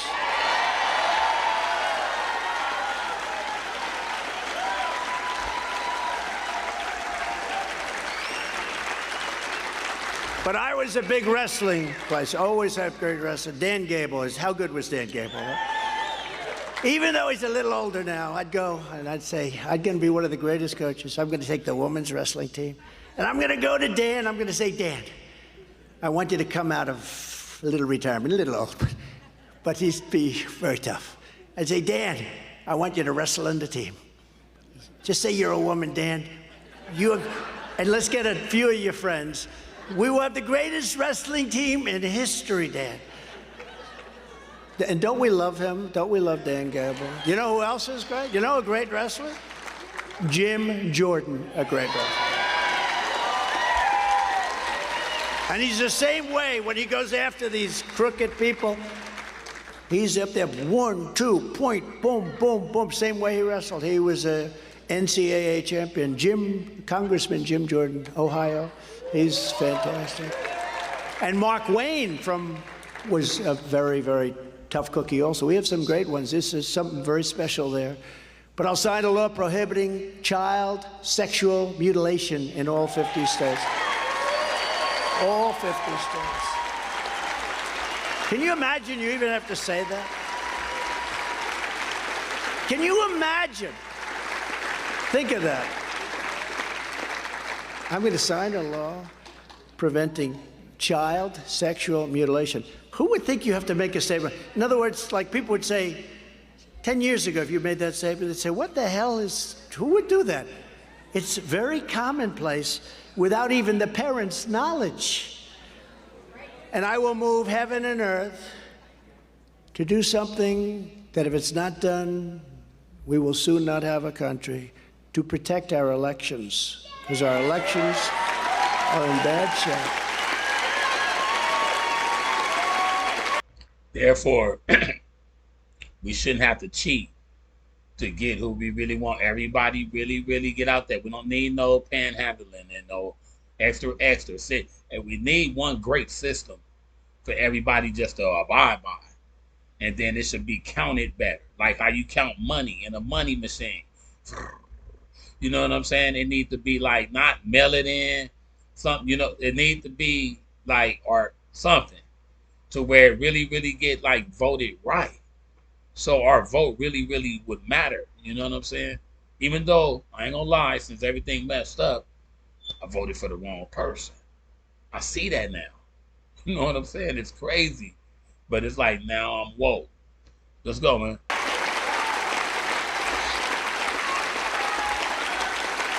We need our borders and we need our elections. The rest of it will happen.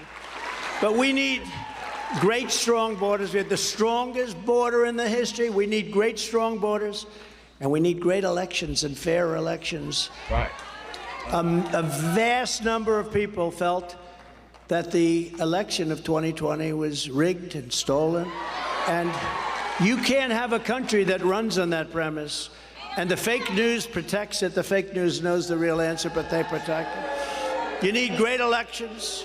And ideally, we'll have a goal of same-day voting with only paper ballots and voter ID, like the old days. Like the old days.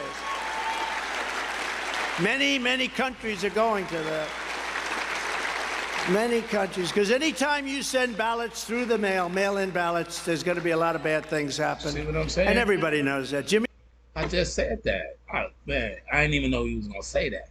I just said that. On the real, man, it needs to be a super fair way. Just like how people got their IDs and they get their checks and shit and everything on time. It needs to be something, you know, that works out to make sure that the votes get it in. And then all the ballots, they really just there. No delays, no nothing. We got a super counter. Somebody get that shit in, man. We need the right person, man. I'm telling you, or it's over. Carter, by the way, did a report years ago. Please do never do mail-in ballots. Too many people touching it, too many people. Where's it going? They send out millions, hundreds of millions of ballots. They go wherever the hell they go. Then they start pouring back. That's not an election. And everyone knows it. And frankly, the Democrats, 82% want voter ID. But the politicians don't want voter ID because if you have voter ID, it's much harder to cheat. That's the only thing. Because their policies are so bad. How can you get elected with, I want high interest rates, with, I want open borders, I want education that's all screwed up. I want everything to be woke and the opposite, like April Fool's Day. Stuff that it's like, is this April Fool's Day? But how do you do it with these policies? High interest rates, high taxes. They want to quadruple your taxes. Who the hell can get elected unless you cheat? You can get elected if you cheat. And they cheat like nobody has ever cheated before. But until then, Republicans must compete using every lawful means to win. That starts with getting everyone, you know, to participate in the Iowa caucuses. And I'm not forgetting Nebraska. We want you, Nebraska. But I'll be there soon. And remember, you must register. Right now, you have to register Republican. You have to register Republican. Well, that's a lot better than, you know, some states you don't have to, you just go in and you vote. Look at Cheney. We knocked her out. She was terrible. But Democrats were allowed to vote in the primary. The whole thing is crazy, and we still, a record loss. You can text Iowa to 88022 to join our campaign. And a lot of people are joining, and the people that we have and the people that are working for us are just the job they're doing. Alex and everybody, they're fantastic, really fantastic. That's why we're doing so well in the state, because we still, you know, we might have done a great job for Iowa and Nebraska. If you don't let the people know about it, bad things can happen, but they know about it. This is what we must do to restore our country to greatness. The USA is a mess. Our economy is crashing. Inflation is out of control. China, Russia, Iran, North Korea have formed together as a menacing and very destructive and very dangerous coalition, very dangerous. Weaponry, the power is different. These aren't two army tanks running back and forth shooting at each other. These are weapons that blow up massive portions of countries. Our currency is crashing, and we will soon no longer be the world standard at the rate we're going, which would be our greatest defeat in over 200 years if we don't have the currency as the world standard. And the way we're going right now, and you take a look at vast chunks of the world refuse to use the dollar as the standard. It won't happen with me, not even a chance. Just like Russia would never have happened, they would have never invaded Ukraine, and China would not even have thought about raiding Taiwan. Not even a thought. If you took the 5 worst presidents in the history of the United States and added them up, they would not have done near the destruction to our country as Joe Biden and the Biden administration have done. That's true. Sadly. I wish it weren't true. That's great. We are a failing nation. We are a nation in decline. We are. I mean, you know, we had the Keep America Great tag, and I said, but you can't use that. It doesn't work. CAG. So we continue with MAGA because we love MAGA. Make America great again.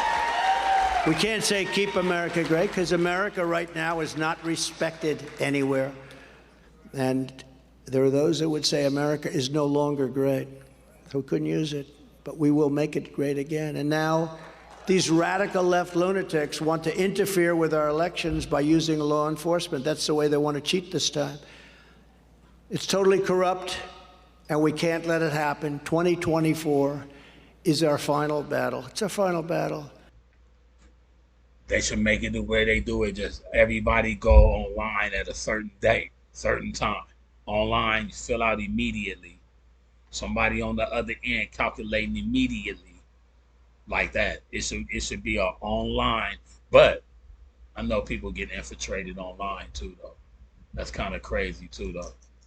But man, we got to figure out a greater way. But I look at it like, you know, you got your little you know what I'm saying, your virus blockers, your Whoop or whatever. We need to figure out a great way to get these votes in successfully for the candidate to really win by what they feel they can really do, man, on the real. Now, if y'all don't think Trump can get it done with what he just said, that's crazy, man. Everything he said is what we needed to hear. That's real talk. We all bless you, baby. We all needed to hear that, though, straight up. So I feel that if he not the president and all what he talking about, because they in the Bible would say they'll come from the north, the south, the east, the west. You know what I'm saying? To attack Babylon, and Babylon, United States. You know what I'm saying?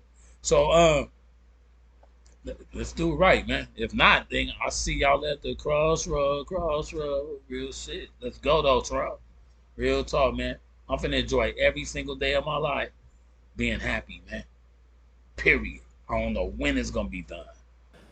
With you at my side, we will demolish the deep state. We will expel the warmongers from our government. They want to go to war with everybody. You know why? Because of the value of those missiles at $1 million a missile. They keep making those missiles. Who cares how many people die and how dangerous they make it for our country? Because missiles can also come back in our direction. Remember that. And I see that through strength. Don't forget, I rebuilt the entire military of the United States of America and created Space Force. So I know. But I like peace through strength as opposed to using the strength. We will drive out the globalists. We will cast out the communists, Marxists, and fascists. We will throw off the sick political class that hates our country. We will rout the fake news media. We will defeat Joe Biden, and we will drain the swamp once and for all.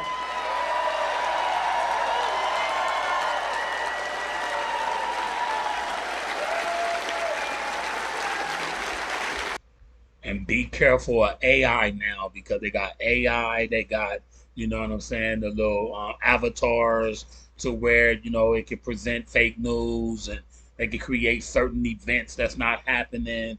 So get it from the source, get it from the real person. You know what I'm saying? We got to watch out for all that shit now.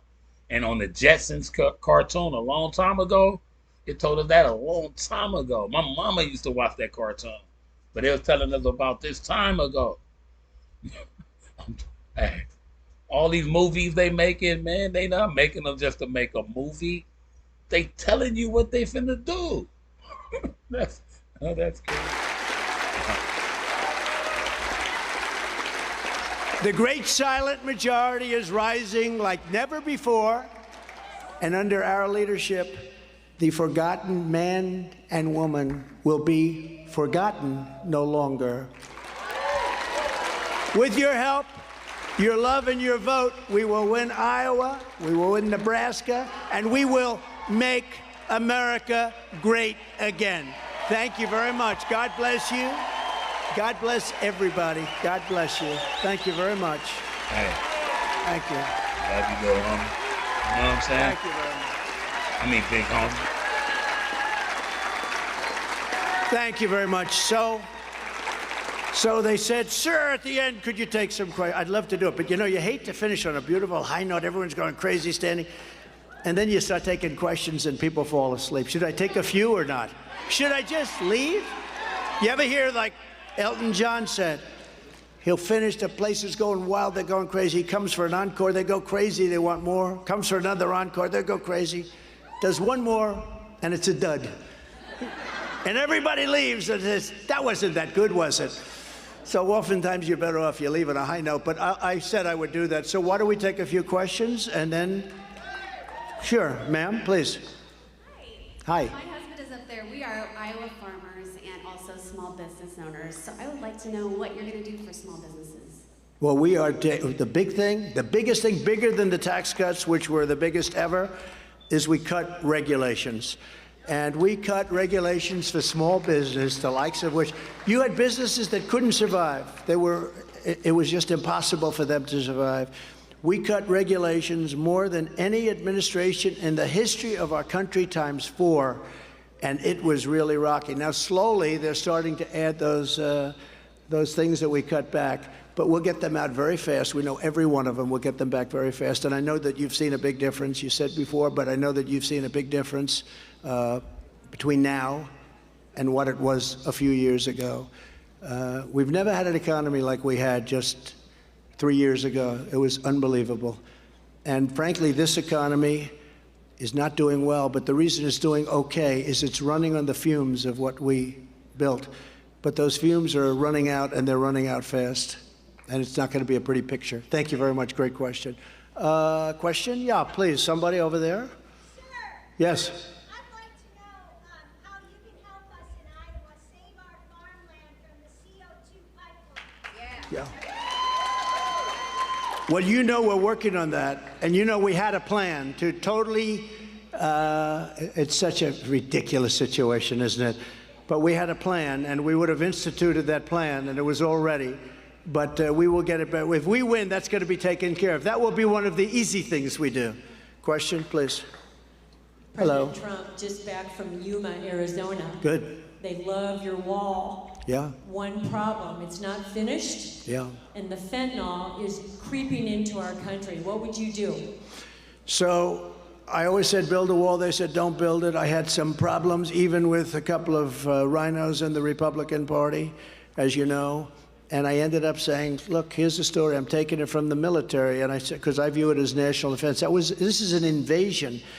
And I built hundreds of miles of wall and had everything completed. When everything was completed, we noticed that people were pouring into other areas. So we were all set. The wall was bought. The wall was ready to be put up, would have been done in a period of 3 weeks.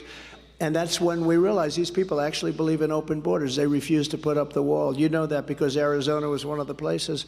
But we will get that finished. But more importantly, we had great deals with Mexico, stay in Mexico. People weren't coming in. We had it, that last period of time between the wall, you know, I got 28,000 Mexican soldiers guarding our territory. I went to the president of Mexico. I said, you have to give us soldiers. They said, you have to be kidding. Why would we ever do that? I said, because you have people pouring through Mexico, you have to.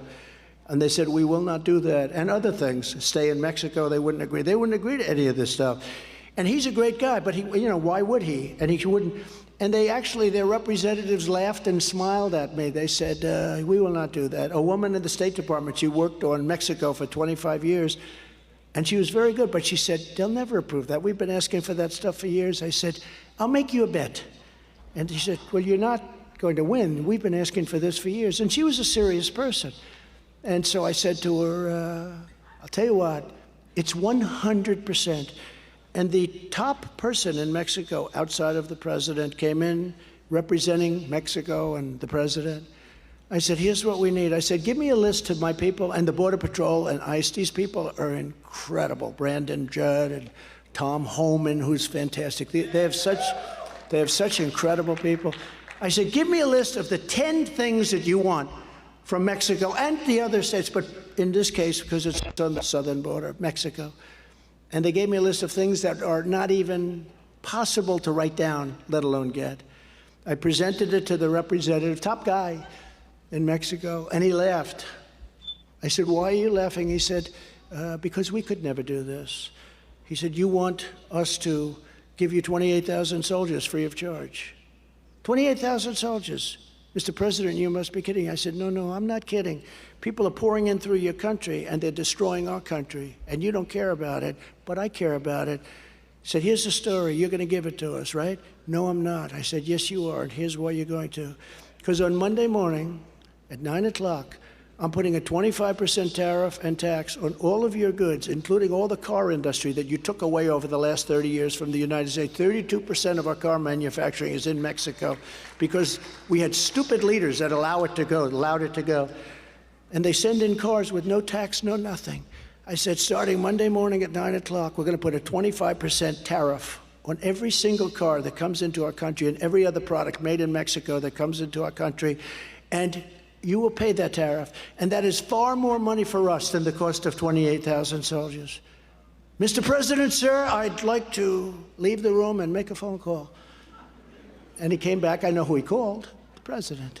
He said, Mr. President, we have decided that we would like to provide you with 28,000 soldiers on your border. We will agree to remain in Mexico. We will agree to all of the other conditions that you have asked. And we hope you're happy with us. We love you very much. And that was the end of it. And I got things. And then as soon as these clowns come in, they gave up remain in Mexico. They gave up all of this stuff. I mean, it wasn't easy to get. It was smart. It wasn't easy to get. We had the safest border in the history of our country. And now we have the worst border anywhere in the world, probably at any time. And I always say it, no third world country that use sticks and stones to stop them would allow what's happening to our country to happen to them, where millions of people are pouring across the border and we have no idea who they are. But I do know this, they are terrorists, they are from prisons, and they are from mental institutions. And it's horrible.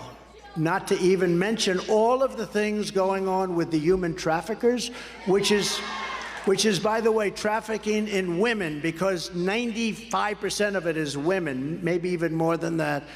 And we had it virtually at the lowest point we've ever been before.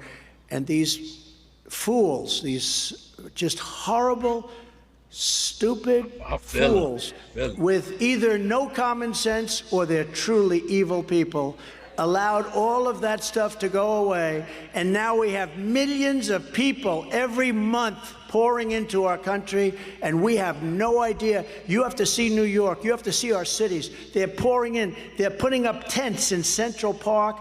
What's happened to our country is so horrible. San Francisco is one of our greatest cities. You have to see San Francisco today.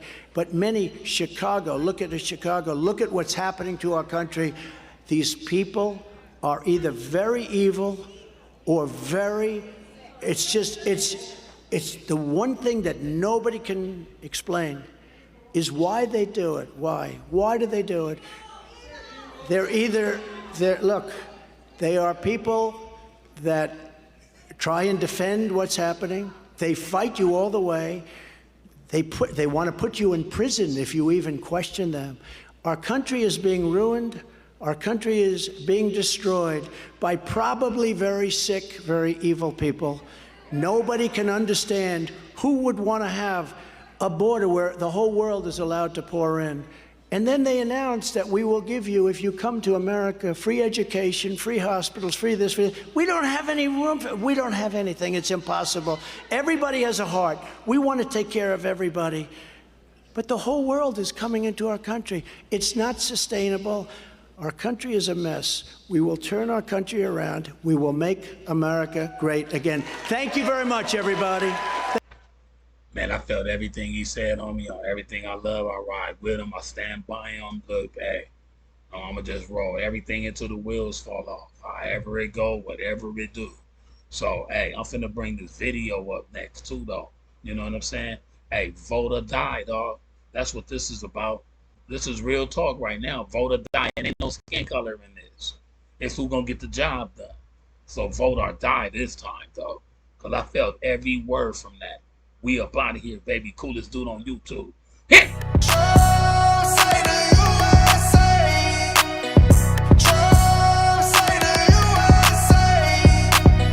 From the land of the free and the brave, USA.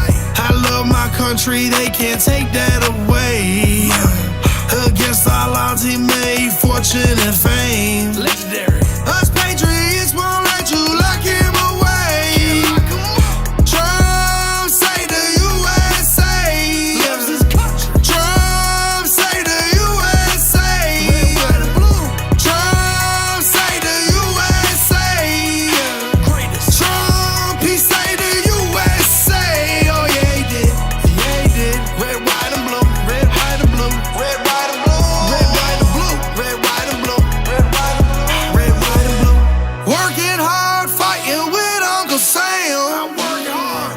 Leave your family and go fight for the land. Freedom.